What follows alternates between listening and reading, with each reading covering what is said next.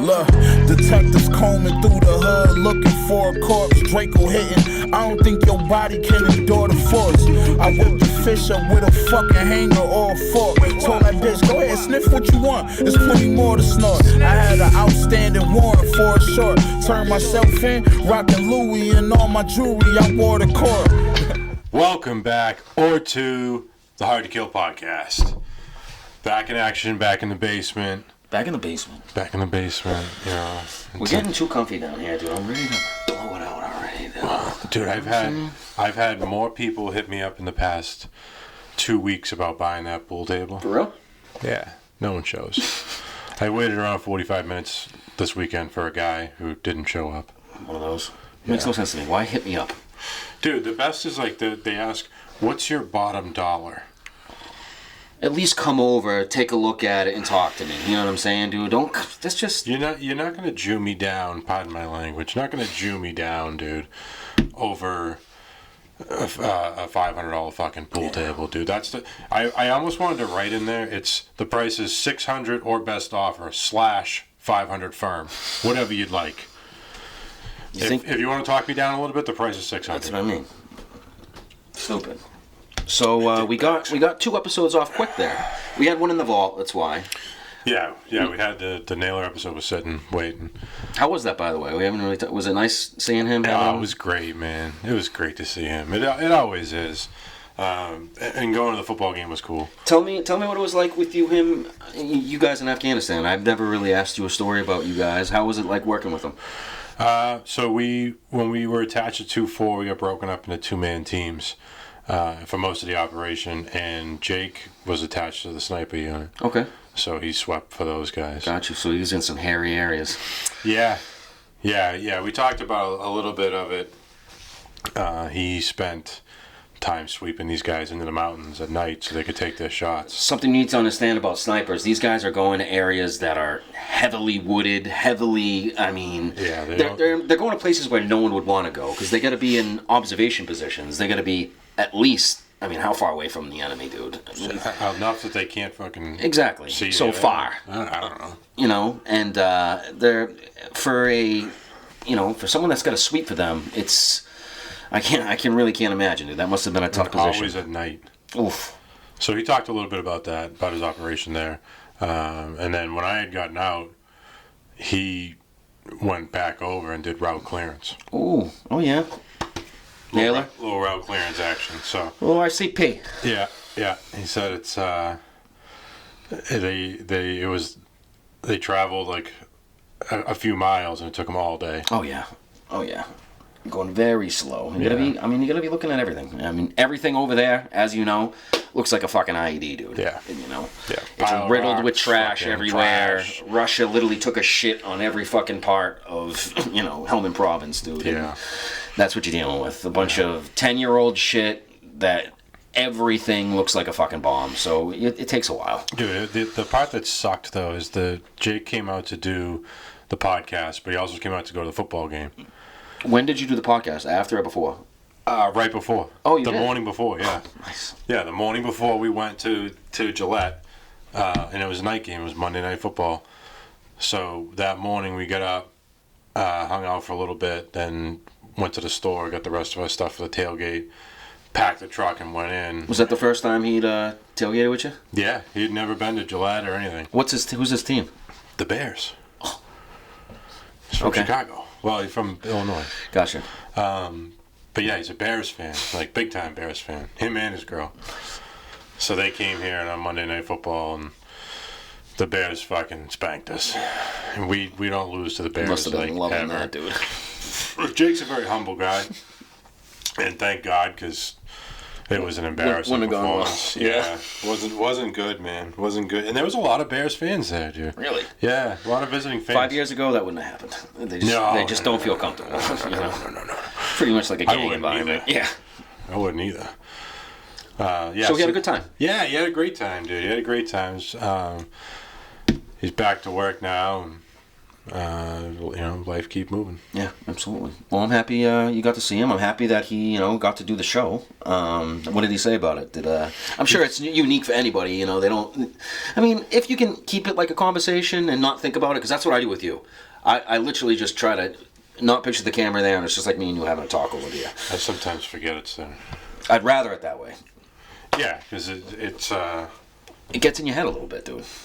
To me, it's just this is natural. Like, no, if you start looking at the camera, looking at the microphone, it's like, oh shit, this isn't just a normal conversation. Like, we're actually being recorded. Guys that haven't done this before, I'm sure. I mean, I thought that when I did my first interview. Dude, we've never had in all the episodes we've done, we've never had to cut anything. That's true. And I've always thought, like, if there was something, I would just cut it. But I didn't think about this until I talked to other dudes doing a podcast. They were like, you don't do any takes? We literally, if we gotta take a piss or something, you know what I mean? Yeah. But we literally just go right off the cuff. It's rare that not a lot of people do that. No? No. They strategize? Yeah, dude, they strategize before. I mean, I'm not knocking that. No, I'm not either. I think a lot of our stuff would almost come off a lot cleaner if we strategize, but it takes a lot. You either got to pick that or you got to go the authentic route. I mean, this is literally just a conversation. This is everything that we know right off the top of our heads. And I think you get a certain type of podcast when you do that. I enjoy them. Yeah, well, it's real. Yeah. We don't. I write down like little notes. Yeah, things absolutely. I want to talk about, but there's no plan for the conversation. I think it's good on us, dude. It's rare. So can I tell you? Our biggest sponsor, Uncle Donnie's Bear Soap on Facebook. Yeah. He took me hunting. I heard. So Thanksgiving, I went hunting. Wednesday afternoon, he picks me up in the truck. We drive out to upstate New York, and we spend the night there. And the next morning, we're in the tree stand, 5:30 in the morning. And we're all ready, right? Amped up. Oh yeah, ready to go. About 10 minutes before full sunlight, boom, echoes through the woods, and it wasn't me that shot because I didn't see anything. It was Donnie. It's like Got the one? sun. Oh yeah, the Nice. sun had barely come up, dude, and he fucking blasts one. Now, what are you baiting it? Or are you just in an OP waiting on them? Yeah. This is just a common area that they come through? Mm-hmm. Okay. You sit on like a game trail or something. All right. And wait, and that's all you do. Sit Gotcha. still. So he blasts one right then and there, and I didn't see another animal for the next 3 days. And I spent 8 to 10 hours a day in a fucking tree stand in 35-degree weather. Oh, so it was a long one. Gotcha. Yeah, and it's tough to like. If you're hunting and not a lot of shit comes, dude, it's a long day. Especially when you do it 3 days in a row. Yeah. Wait, that's out of 3 days? No. He shot one the morning of day one, and we never saw another animal. Oh my god. Dude. That was on Thursday, bro. We stayed till Sunday. But you know what, dude? All that time I spent up there, I sat in that tree stand quiet. It is so peaceful. No, absolutely. So peaceful to sit in those woods and just listen to I had a flocks of turkeys walking by me. I'm going 30 of them walking by. You can't shoot turkey? No, you can, but I'm looking for a deer. No, I hear you. I could buy a turkey. Blast one of those if there was no animals. I hit it with a that must have been a fucking long golf couple days. Yeah. Yeah. So. Was it just you two? No, me, him, and Mike Jones. Oh, that's right.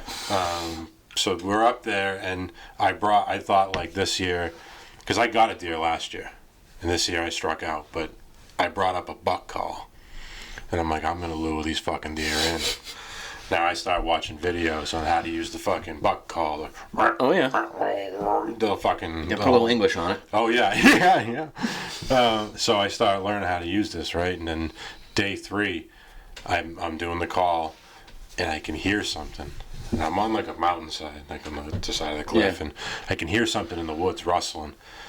And then it stops. So I waited, and then I called again. And I hear another couple steps, and I'm like, oh, fuck, there's a buck coming in here. And I call again, and then a couple more steps, and up over the crest of the hill, it was another hunter. You have anything to say about your lovely call? He didn't see me, and I was very disappointed, so I just sat there quietly until he walked away. But I guess the call works because he thought I was a fucking deer. For sure, he thought I was a deer. Did you see a lot of them up there? No, dude, I didn't see anything. Oh, hunters. Yeah, oh yeah. Yeah, definitely. But it's, hunting season in general for the Northeast is very short. Oh, absolutely. In Massachusetts you get 2 weeks of shotgun, you get 2 weeks of muzzleloader, and the rest of it's all archery. So, which I don't bow hunt yet. Dude, I want to do that so bad. Archery? Yeah. Yeah. Dude. Bow hunt. Bow hunt. Yeah. That's fucking intense. Dude, I've been wanting to do the area that my dad has in Mendon. We should. Oh, we should. Tons of deer, bro. Yeah. Tons of deer. Do you have a shotgun? Yeah. We could just walk out there, man. I'd rather bow hunt, dude. You don't have a bow, though. No, that's the problem. How much would a good one go for, you think? For a couple bucks? I don't know, 200? Yeah. 300? Any of you guys archery fans? Let us know. Yeah, please. Let me know prices on a good one. Because I went this year and I struck out, so I'm like, the whole ride home, I'm like, you motherfuckers, I can't believe you didn't fucking shoot it. So now I'm itching to get, in Massachusetts right now, it's in season, so I could be sitting in a stand in my backyard. That's what I mean. Like, I'm just itching to get back out there. And so we got the nail interview. Yeah. We got, and then we got the gunning interview. Yeah, that was a fucking great interview, dude. What'd you think? I thought it was awesome. I thought it was cool to think, like, if I was still in, if I had never That was cool, huh? If I had never got out, I probably wouldn't I watched it. I watched it earlier today, and that's exactly what I thought. I was like, shit, that would be us. Yeah, I'd probably be. But also something that he said that made me think about that too was, dude, how it's changed so much, and how training. He called it kneecap to kneecap. I was wondering what he was going with. I didn't know that meant you were squaring up, or I thought that initially going to the tree line or something, but I think that's just the way they train, like on top of like. I think he was referring to kneecap to kneecap, eye conversation, like we'll locked in conversation. Yeah, who knows? It's probably we'll talk to him again. Figure it out. It's probably some sort of fucking jiu-jitsu move or something. I liked it, man. I thought we got a lot out of it. It was nice talking to someone that's in the current cycle, infantry guy and leader of Marines at the end of the day. I mean, he's a platoon sergeant, and I mean, what's that? Got like 60 guys under him, 60 to 80. Right. Yeah. So I think he gave us a unique outlook, if you would. Yeah, and he talked about the new infantry style of training that these guys are going through. Yeah. So it's like if you haven't watched that episode, go watch that. Yeah, check that out. They're stepping away from the mount operations. Yeah, which dude, that was big. That was big when we were in, man. I mean, well, dude, the war's not. You gotta train for all elements of attack. That's true. We're not going to be fighting in the Middle East forever. I hear that. I feel like just being able to clear a building, though, is almost like our bread and butter as Marines. Almost like that's for our generation. That's kind of what we prided ourselves on. From the Vietnam era, those guys' bread and butter was guerrilla warfare. That's true. There's some. I mean, even to this day, when I go into a room, I'm always like scanning first, dig that corner right off the jump. Yeah. Check my elevations. Just, I don't know. I feel like that's one of those things that'll never leave. Like being able to just disass a weapon like this. Or take over a building. Think about that, dude. Yeah. Like that's literally easy to us. That's like second nature. I mean, how many times did you drill that, dude? Well, how many times did you do it? I mean, I remember, I was an explosive guy, so I would go set a charge on a door, and then get in the back. Yep. Once it went, these guys would run through the door, and I get a fucking sweep behind them. But it's wild. Isn't that such a fulfilling feeling when you do it properly, though? Yeah.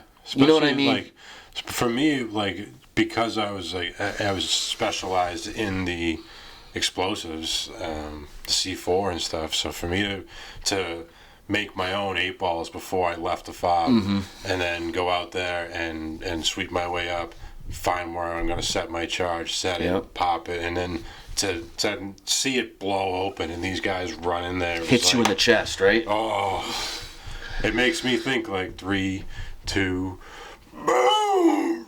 Go get them, boys. And these dudes are like They're on like it. Pit bulls just waiting to be unleashed. It's a good feeling. But it's that's style. Confidence booster almost. Well, I'm curious as to the style of training that they're going to do now with the amphibious shit. I mean, he was talking about like, water inserts and shit. Dude, the way they're talking about it, it really sounds like they're relying a lot on the drones, a lot on like different. Well, that's new age, bro. That's just so wild to me, man. Even think about the evolution, dude. I mean, the dudes in Vietnam that were using flamethrowers. True. We don't need flamethrowers. I hear you. You know? Think about what we were just talking about earlier, dude. Fucking robots in San Francisco are gonna be utilized for deadly force. Oh, yeah. You saw that? Yeah. That blows my mind, dude. I mean,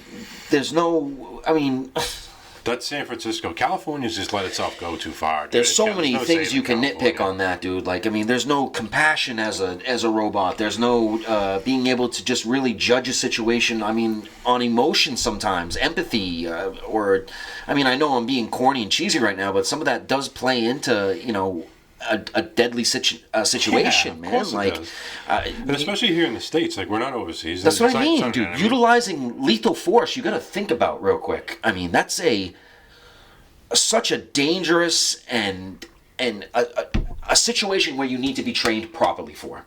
You need to know your escalation of force. You need to know your when you can't utilize your firearm. I mean, look at what's going on in the world right now. I mean, how can you... Yeah. For them to okay that really just means they're thinking a certain way that's just... What? Yeah, it's a different way of thinking. I mean, dude, look at California in general now. Yeah. Since the COVID shit has happened, I mean, there's the most beautiful beaches of California are overrun with homeless people. They don't talk about that at all. Well, they don't. It's funny you say that. I was just talking about that with someone that lives over there. It's like they always show the beaches, but they don't show who's posted up right outside, bro. Dude. Yeah. It's getting bad. It's very bad, dude. That's bad. And that's directly over the border, is it not? Yeah. The crime rate's awful. There's not enough border security there, and they refuse. You would think that people would want to talk about what can we do to make this place better. They're actually turning it into a race thing. Yeah, which is nuts. That's like the go-to card because that's all they had left. There's not. What else can you say?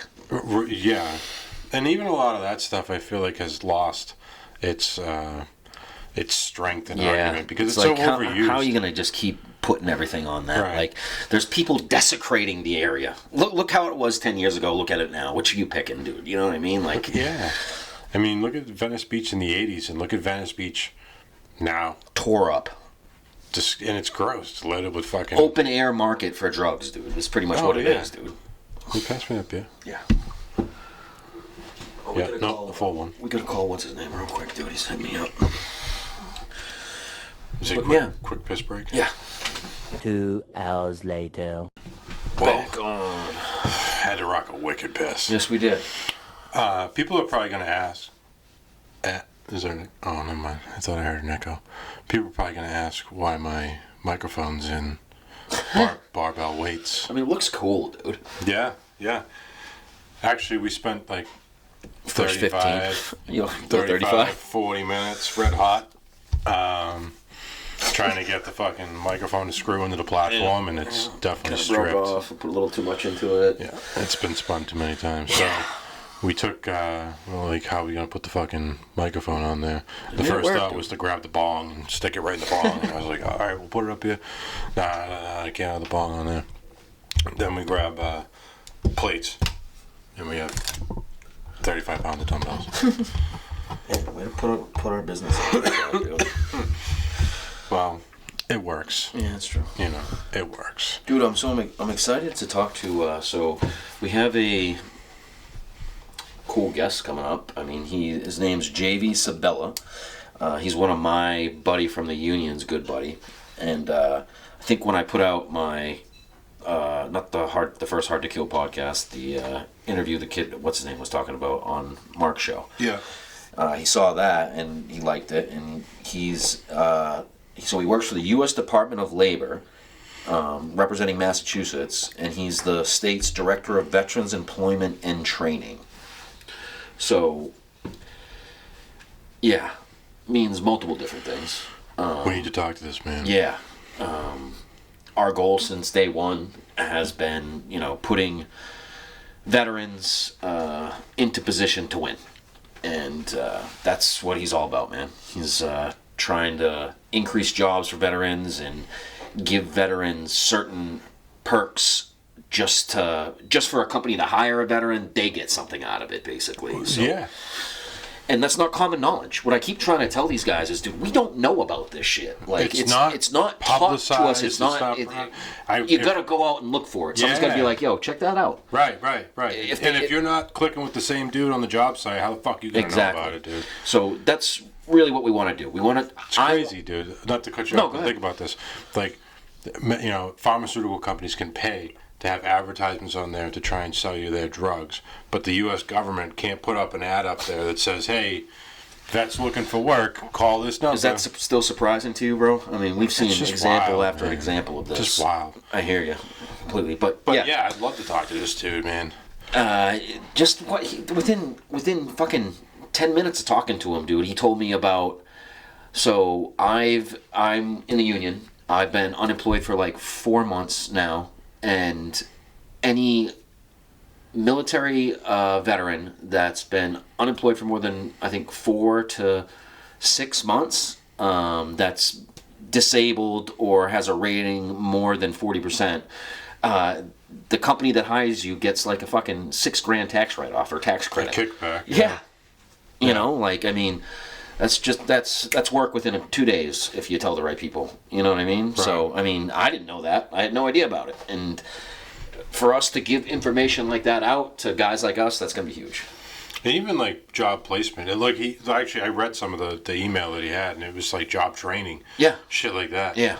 I'm interested in that stuff. Yeah, Maybe I would like to change my what I do, much as I love delivering the mail, especially right now during Christmas season. By the way, if you are the person that orders packages through the mail, or you send a lot of Christmas cards, tip your fucking mailman. Seriously. Throw a 20 in there, and don't give me that bullshit with the fucking Dunkin' Donuts card. I don't drink that kind of coffee. Like, get out of here. Just take the fucking $10 or the $20. You put it in an envelope. You put mailman. You stuff it in the box. I promise you, your boxes will go to the front door. Tip your mailman, guys. Yeah. You had to just get that off, huh?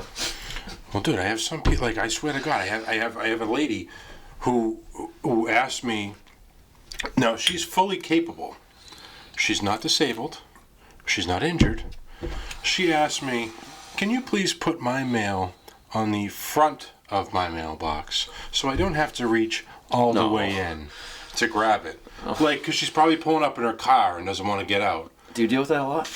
Dude, I got 700 houses to put mail in. I don't have time to stop and just do. Doc Drag. Yeah, you're on live. Man, what's up, bro? What up, Dry? What's going on? Yo, so we're just bullshitting. I figured you'd be good to talk to. Hey, tell me what that was the other day that I watched. Which part? Which one? I sent you all kinds of shit. The last thing that I sent you that I said, wow, that was good to watch. Or good job. I forget what I said. He said that was good. You were debating someone about I forget exactly what it was about, but it was fun to watch.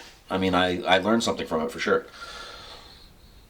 I don't know, bro. I do all kinds of stuff. I've been creating all kinds of. You're killing me.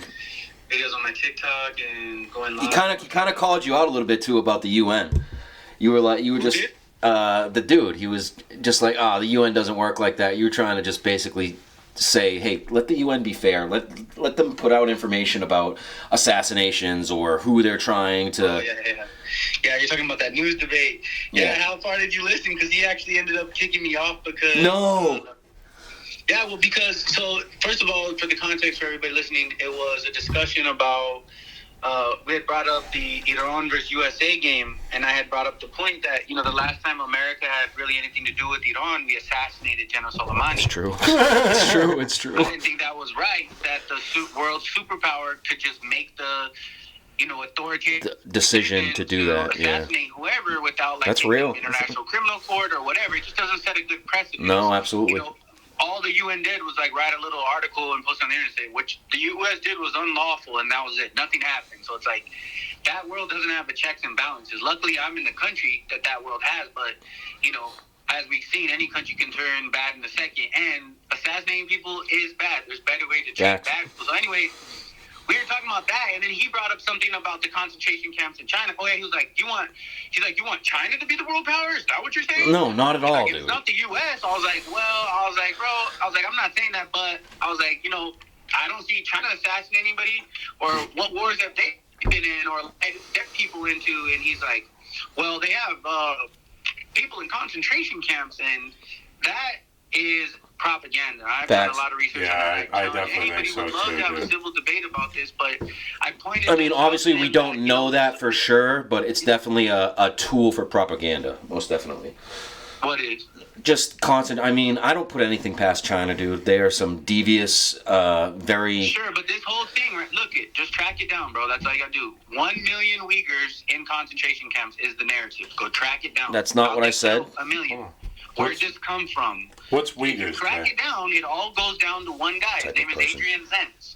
And anytime you see every single person on the internet quoting from one single person, and then you find out that Adrian Zenz is part of an organization that gets funded by the NED, the National Endowment for Democracy, which is a government organization, like an arm, basically, arm of the government that works with private organizations to fund them for our agendas. And so track it down, just like WMDs. Oh, I wouldn't put it past Saddam. I wouldn't put it past Iraq. That's probably what you would say, bro. And you were like, oh yeah, WMDs, they got them. They said it. Really? They lied us into war, bro. 1 million people died. Oh, I agree. Don't think I don't agree with you there, bro. I completely agree with you. Their lands are depleted with just poison in their lands from the munitions drop, bro. And things will never be the same. Not to mention, how does it make other countries look at us and maybe not want to partner with us when we're doing all these things? So, you know, I challenged him on that. I said, bro, how are you just believing this propaganda? And I was like, were you one of these guys who just believed WMD as well? And he didn't want to answer the question. He kept on saying, he's like, well, I was against the war. I was like, I didn't ask if you were against the war, bro. That's a separate thing. I'm talking about, were you convinced from the media that there was WMDs? And he didn't want to answer. He was like, I'm not prepared for this question. You can't answer the question? Like, of course he doesn't want to answer that question, like, dude. Weak as shit, bro. I pulled my support for him. I was supporting him on Patreon for about 6 months. Really? Pulled my support for him, and I was like, bro, I can't support weak leaders, bro, because that's the problem. What's his name again, Dre? News Debate is what he goes by on Twitter. He's weak, bro. He don't even show his face. He's probably over there eating Cheetos, fucking dipping his hand in the whole goddamn can of lard while we're in Iraq and Afghanistan, dog. I just don't respect people that it's a conversation for him, bro. It's a little checkpoint on his radio. He can't feel it like we can. I agree with you. Exactly, bro. And you couldn't even answer a question because he didn't want to be called out on air that he was fooled by the WMDs and he's been fooled by the 1 million Uyghurs in concentration camps. What are the? Wait, what? Can you explain that? What's a Uyghur? A Uyghur is one of the ethnic minorities in China, and actually China has given them an entire zone. It's called the Autonomous Zone. They treat them a whole hell of a lot better than we've ever treated Native Americans. Uyghurs have their national language in that section of Xinjiang, China. They also have their name on their currency. They have their language in the national anthem. Like, people just don't understand. I have friends. Never heard that before. Me either. That work in China and live in China, bro. Like, I'm very active in Chinese affairs, and people just believe the narrative, and then you track it down. Yeah, and it's also one guy. I had this discussion with Hunter Avalon. If you know about him, he's a YouTuber. I don't. And he banned me from his Discord because his little bot kept picking up my challenge, because there's like a little section in his Discord where you can put like what you want the YouTuber to talk about. And so I put in there like, hey, shouldn't we be questioning this narrative coming out of the media, especially when you track it all down? It's just from one guy. And of course, the little bot picked me up and, you know, like, warned me a couple times and then finally kicked me out. But when I was talking to this one guy, he cited me a couple sources and I tracked him down. I'm like, look, exactly, this is my point. Even the sources you just gave me, if you go to where those sources are saying they got their information, it's all from Adrian Zenz. The man's not even allowed in China, bro. How do you have this information that there's 1 million Uyghurs in concentration camps, bro? From a guy that doesn't live there? we're not able to know how he got the information. It's a lie, bro. If you want to know my honest opinion, it's a lie. There is not a million Uyghurs in concentration camps, bro. Do they have Uyghurs in prison in that area? For sure. They have a lot of people in prison, especially in the northern side of China, where it's closer to the Muslim Islamic roots. Free the extremism Uyghurs up there. They have cats fucking, jihadi terrorists as well, going through trains and stabbing people and stuff, bro. So they've ramped up their own internal affairs that has to do with terrorism. Well, hey, before you go off, explain what you were trying to say about the UN. You're almost just saying, like, if the UN can make an executive decision to assassinate someone without, putting out or asking or there being a checks and balance system for the UN to do that. I mean, not even the UN. It should just be like a global citizenship almost, where it's like all the countries in the world. And there are bad people. Like, if you want to say General Soleimani was bad, okay, cool. Give him like 45 days to report to court, and if he doesn't, we'll have global U.S. Marshals, in a sense, like a U.S. Marshal, but it would be a global marshal where their job is to go track down people who don't want to show up to court and stuff like that. And we'll extract you, bro. Like, yeah, we got the tools, boy. But we first need to set an example where we do proper justice. Because what if you're wrong?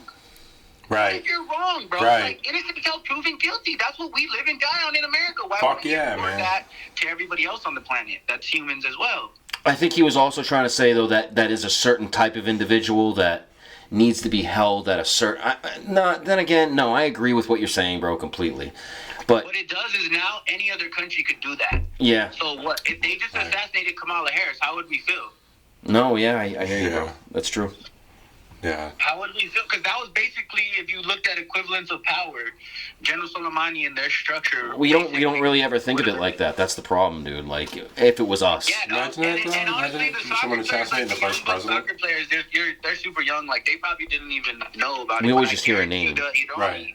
Soccer players knew about it, bro, because who knows who they are? That was a very revered man. He actually helped defeat ISIS, bro. He fought with American troops to help defeat ISIS. And to just do that is crazy, bro. Not to mention, there was an agreement we had with Iraq. I've heard about that agreement. I never really knew what it was. I don't know the details. We had an agreement with Iraq since 2014. What, saying that we won't mark anybody over there? That we won't mark anybody over there, or just that we won't do any operations out of their country as well, like no drone strikes from their operations. Gotcha. Okay. And also, no boots on ground, basically. So yeah, bro, that's why that conversation went down. But I had just brought it up because it was relevant for the game, and no news article even reported it. Surprise, surprise. I mean, is that a shocker for you, bro? Relevant and interesting to report. Hey, USA versus Iran. Not to mention, like 3-4 days before the game started, the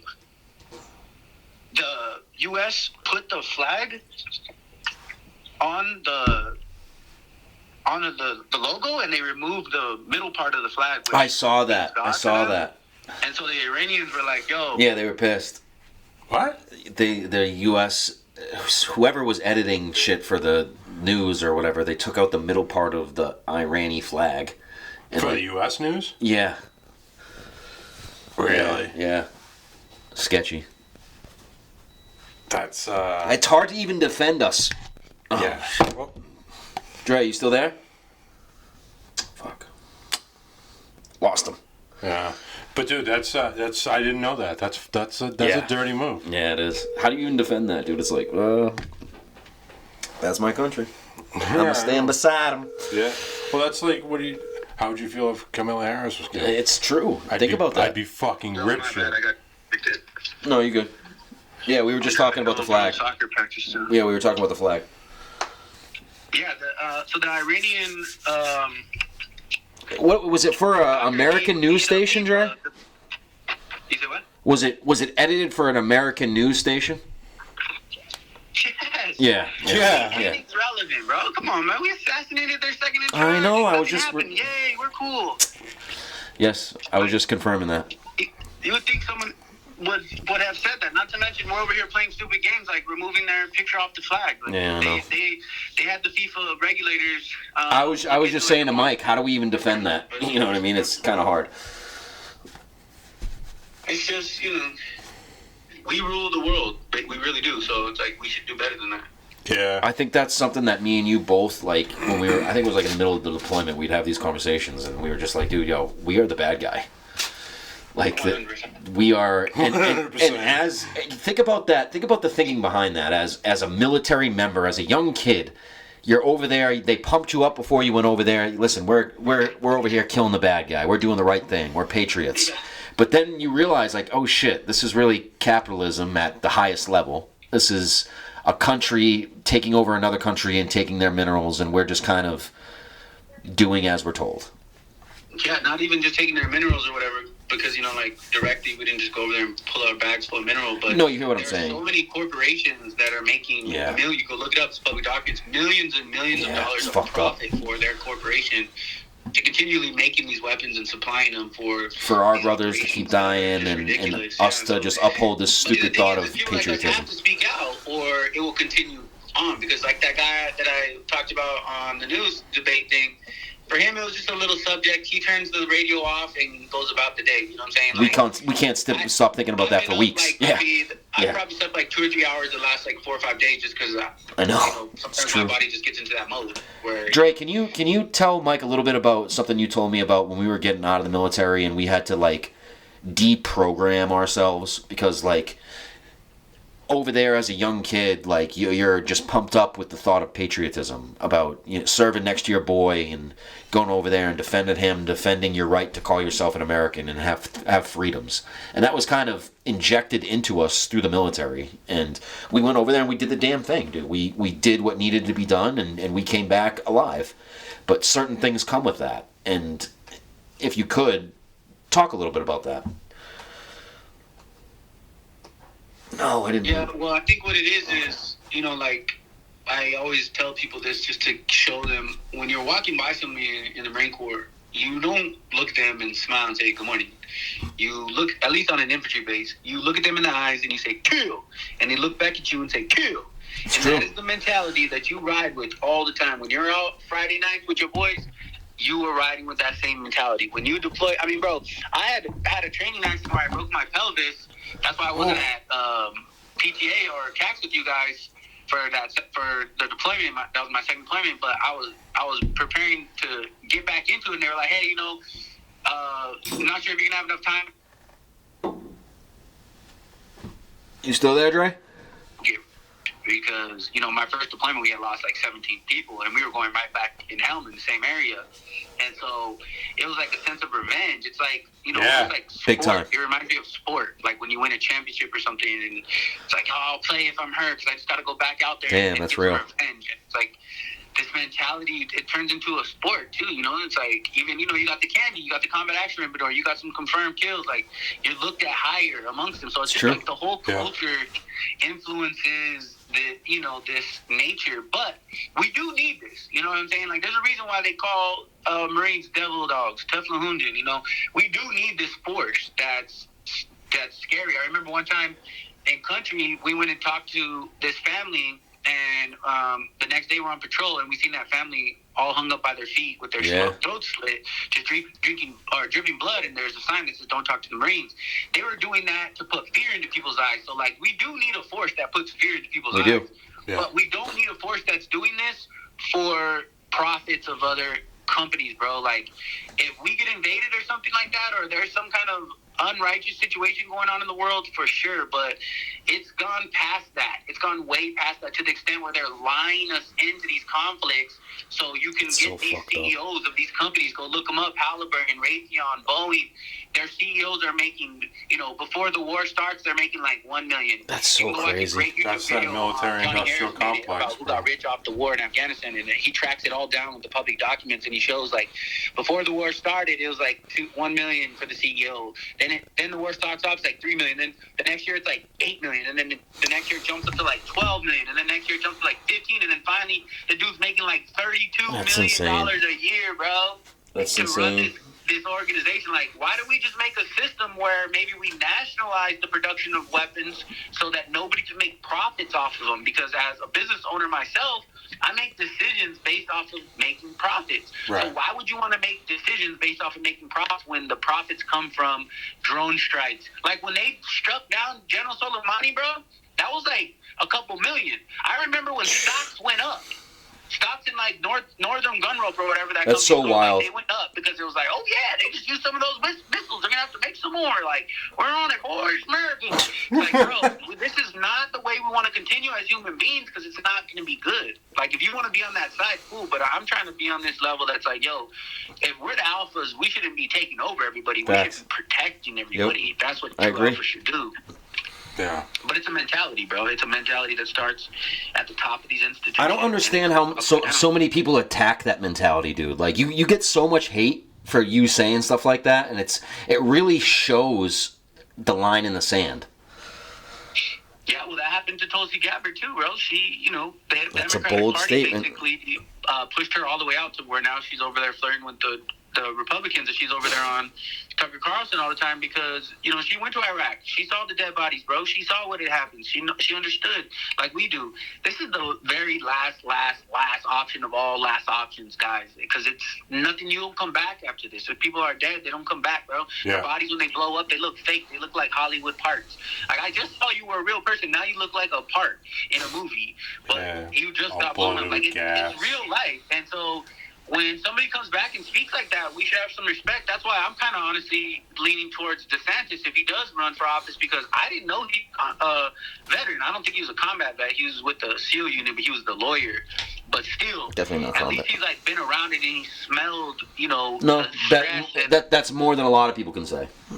Facts, bro. And we need somebody in there with that insight that's like, yo, guys, this is not what we should be doing. They've been doing this. America's been at war, I think, for something like 90% of its existence. Because it makes buku money, bro. It makes so much money. We gotta get that out. Or if not, it's gonna be these fucking betas that keep on sending all the outfits. That is so true. Dre said that to me a while ago, dude. You said about the money, bro. Look, most of us that went to the Marine Corps were not smart. Most of us that joined the military, or if you join the Army on some infantry shit or whatever, you're not very smart. You're a hammer, bro. That's what it is. It is a system that puts the angriest. Like, some of our cats, when we were in there, bro, it was our first firefighter, and they're like, man, see, my first firefighter, I've been fighting in the streets my whole life in Philly. They were quite comfortable. Yeah. Exactly, bro. Savages go one way, betas go another, dog. It's always been like that. I know, but we can't be letting these betas send us out. And that's true, dude. Dude, think about that. The people that are sending us to war are that beta cuck person that we've always... And I hate to say it like that, but it's fucking true. I really hate... It sounds disgusting coming out of my mouth because I know what it implies, but that is being rawly truthful. The person that's in charge of us is that person that we've always hated. Yeah. That doesn't understand how we live. And that's the one that makes money on That's who profits. Yeah. Yes, bro. And then check this out. When we come back, all of our strongest, bravest men come back with 20, 40, 50, 60 pounds now that they're carrying for the rest of their life, which just breaks them down, bro. And whether you get into addiction or whatever you get into, some type of habit that you help try to, get your mind off of this, you don't have time to be running for political office. You don't have time basically to go back and get a degree. You know what I'm saying? Like, they've literally put it to the structure where the bravest men, the ones who will stand up and fight for what's right, bro, they send us to war and we come back with all these injuries that, I'm going on. I was on CNN for a Veterans Feast when I was in Wounded Warriors in 2014. And it's about to be 10 years, coming up on the 10-year mark, 2024. And, dog, I'm barely getting to a place where I'm able to be on the podcast with you. Like, we were just talking about the movie I was writing and I was in tears. Like, that's what I'm saying, bro. It puts that really hit me hard, dude, when I saw you talking about that. It showed how passionate you were about it, and showed how... So Dre has like a... What would you call it, a script? Yeah, it's a screenplay. It's like 60 minutes. But it's a direct reflection of certain things that he experienced overseas. And the way that, as you can tell, Dre has, I don't know if it's a photographic memory or if it's just a very articulate and intensely accurate memory, but he remembers certain things, the small things that really make a scenario, make a situation. Right. And it really shows in the way he describes it, dude. It just bleeds with authenticity and accuracy. And you wrote this, Dre? Yeah.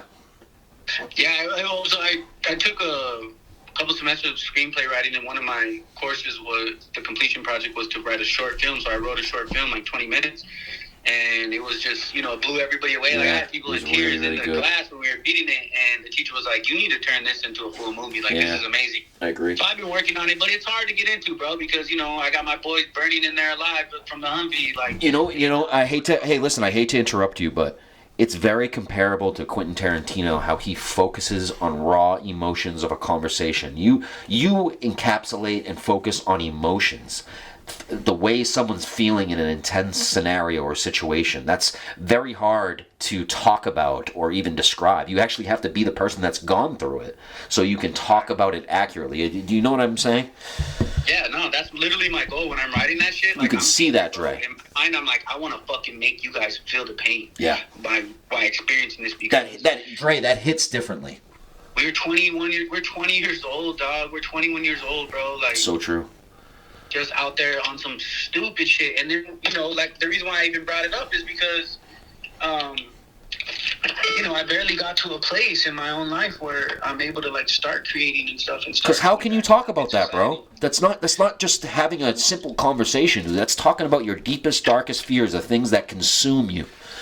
And for sure, but like think about it. For 10 years, I've been out the game. For 10 years, you've been out the game. Like for 10 years, people that are listening have been out the game and not helped influence society in a certain direction because we've been dealing with our own injuries and shit. That's real. And so that creates a system That's so true. that some of the most experienced seasoned veterans who, like, we left our cities we grew up in, bro. Like, I go back to the city I grew up in, them motherfuckers ain't even left the city, let alone the state, let alone the country.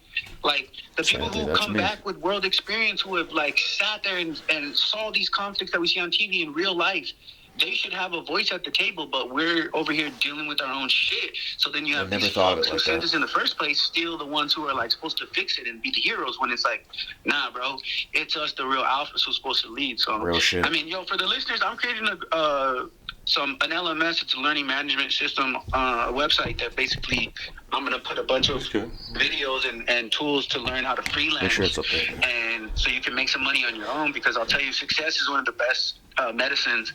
And I've gotten to a place where I've set up a system that makes me enough money that gives me time to be creative and like fight in this, bro. Like, I'm pumping out videos that are like exposing what people are saying, or bringing out certain ideas that maybe the media doesn't want to talk about, like, yo, General Solomon, like, don't forget that, guys, we should not repeat. If you don't remind people, we're gonna repeat the same mistakes. Right, where can people allow that? Where can the listeners find your stuff? Right now I'm on Twitter and TikTok. It's at the number 4 and then Ever Contrarian. So it's Forever Contrarian. If you don't know how to spell contrarian, just look it up. Definitely not. But it's at Forever Contrarian is what I'm doing on TikTok. And we'll find it, though. And is it the same on Twitter? But I'm creating a warrior class group that is going to be basically... Talk about the warrior class real quick, Andrew Tate has his little group. Andrew Tate has like a Hustlers University thing right now where you like pay a certain amount, and inside of it, it'll show you how to like set up an e-commerce store or set up copywriting for another company, how to make some money here. Because you get a couple... you get 200, 400, 200 from a couple of businesses because they need blogs or whatever written. You fucking use an AI to help you write it. It's pulling all the keywords. Pump that shit out, bro. 4644. That's like $1,200 a month, just right there, quick. You know what I'm saying? That took like 5 days. No joke. It's literally like that when you freelance, bro. So I'm trying to put people in that position. I've been extremely fortunate to have time and to learn all these things. So, I ain't trying to waste it on just me. So I'm creating a little system that other people could just get on there and learn some of this shit too, because us alphas need to be in a position of mental stability, physical stability, and then financial stability. And once we have those 3 stabilities, we can really come back into this society. For sure. Where we're going to head as a country, bro. It's our turn to inherit the positions of leadership, and we need to take that responsibility on, and that's what I'm trying to help us do. Fuck yeah. Dre, I'd like to try to have you on here more regularly, bro. Just even this 15, 20 minutes. Just a segment with Dre. Yeah, honestly, like I'd like that, man. For real, dude. Because you have way more insight to that point of view than either of us do. But it's stuff that needs to be said. I like. Needs to be said. Yeah, I like the mindset. Yeah, well, maybe next time I'll let you guys know about this issue I'm dealing with now, Munchkin. Please do. I saw that, dude. Yeah, I put them all on private now just because of the legal shit. But Munchkin is the #1 billion-dollar company in the world, bro. They literally T for T, dimension for dimension, every fucking centimeter, even the color, they copied our product. And so we're going to take some legal action or whatever, but I thought it was really crazy, bro, that this fucking billion-dollar business... That's got to make you feel somewhat good, though, dude.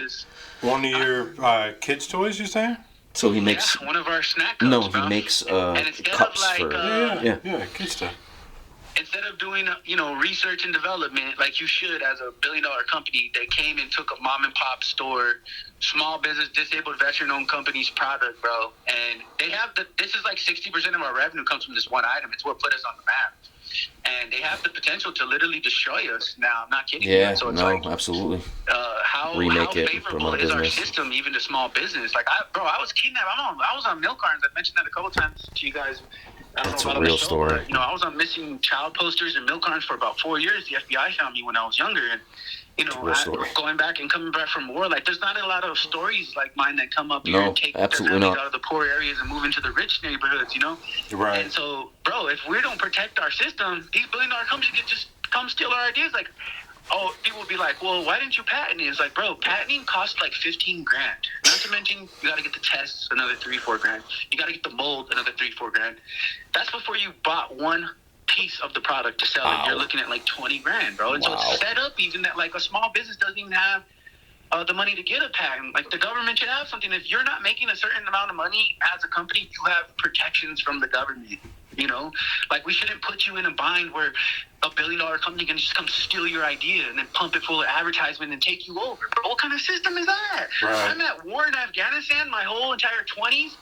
Munchkin and Steve Dunn are building a company. I'm at war fighting for our country. You're over here building a company that ends up stealing my idea when I finally get back and make it successful. Wow. How fucked up is that, bro? Like, good for you having all that time over there to build this company while I'm over here at war fighting for us the last 70 years, bro. And I finally come back and have some time to make a company and you steal my idea. So it's on, bro. I woke up and it was war.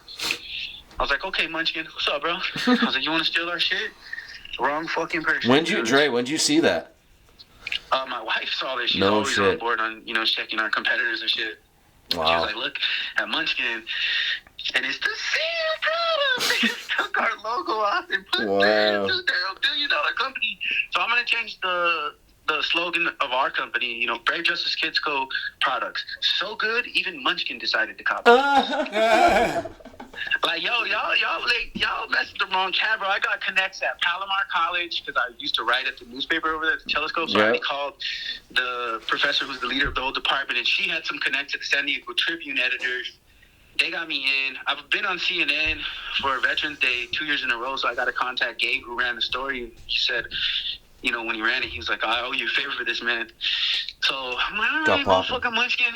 Y'all really this is really going to help me out, to be honest. I'm going to make sure it does. Definitely. Yeah. You fuck with the wrong person, bro. In this country, you don't fuck with small businesses and you don't fuck with veterans. Facts. So you fuck with the same one in one. Not to mention, bro, I already found where you live, my boy. What you doing? Dre, hey, we're running out of time, though, brother. I got to close you out. Hey, I love you. Thanks for coming on. Love you too. Simplify, bro. Rah. Simplify, Dre. Always a pleasure. Yeah. Always a pleasure, dude. Good to talk to. I can't believe someone stole his fucking idea. I can't believe who stole his idea, dude. Like a poppin' company. You know what I'm saying? Like the biggest company in his space ganked his shit and called it theirs. So there's clearly something he's doing to affect their main line. You know what I mean? Like their margins. So honestly, take it as a positive, dude. Good for you, man. Yeah. I'm sure he's gonna triumph out of that situation, dude.